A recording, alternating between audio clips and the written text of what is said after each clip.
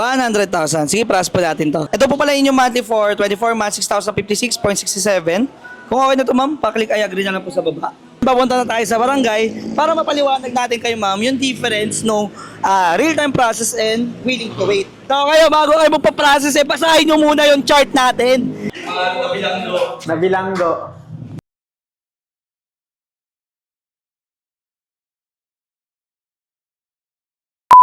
Eto naman tayo mga boss sa ating panibagong trading series. At ngayong gabi nga pala, nandito tayo sa Jollibee Nyog at meron pala tayong makamit up na 100,000.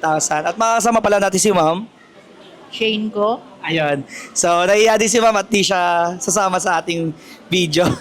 So, sige, pras na po natin to. 100,000. Sige, pras po natin to. Ito po pala inyong monthly for 24 months, 6,056.67. Kung okay na to, ma'am, paklik I agree na lang po sa baba. Ang alin? Ayan po, I agree. Di sa baba po. Yan, then pay with Jacobs na lang po. Ganun kabilis yung ating process. By the way, ma'am, saan po pala kayo nakatira po? Taga saan po pala kayo? Taga? Taga saan po kayo, ma'am? Taga dito lang sa sa Molino. Ayun. So, ayun. Yan, pumasok na. So, ngayon, papunta na tayo sa barangay para mapaliwanag natin kayo, ma'am, yung difference no real-time process and willing to wait. So, ito, papunta na tayo dito. Saan na ba tayo papunta? So, nasa Nyog na tayo. Yan. So, tatawid lang tayo. Yan. Samahan nyo kami sa ating reklamo series. Joke lang. Ayun. Walking lang tayo mga boss. So, kayo, bago kayo magpa-process, basahin nyo muna yung chart natin. Wag nyong kakalimutan basahin. Kasi, mahirap na ito, katulad yan, may mga reklamo tayo na ganyan. Sabi naman nila na binasa nga daw nila yung chart. So, kaya punta tayo sa barangay para mapaliwanag din sa kay ma'am yung sa between willing to wait and real time. Tara, let's go. Hindi ka ba doon? Yes. Hindi na okay. Bakit punuan? May punuan, yun lang. Okay lang.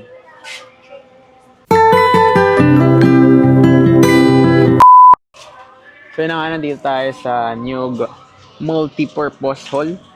Yan na nga, nakita natin yan. Hindi naman gusto mong lahat. Yan lang.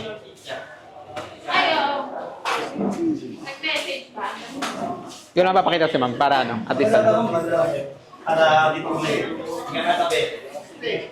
Hindi ko mapapakita yung kay ma'am, para at least. Hindi ko papakita yung mukha ni ma'am, syempre. Mga nabilanggo. Nabilanggo. Ah. Hindi niya lang. Hello, Mike. Dalawa. Diyan na. Ay po. Subukan sa mama. So kayo po yung complainant. Sila po. Kayo lahat. Magkakasama. Magkakasama kami Mga assistant ko po sila. Actually po ako yung may negosyo. Apo. sa pera. Apo. Ngayon ko lang Oh.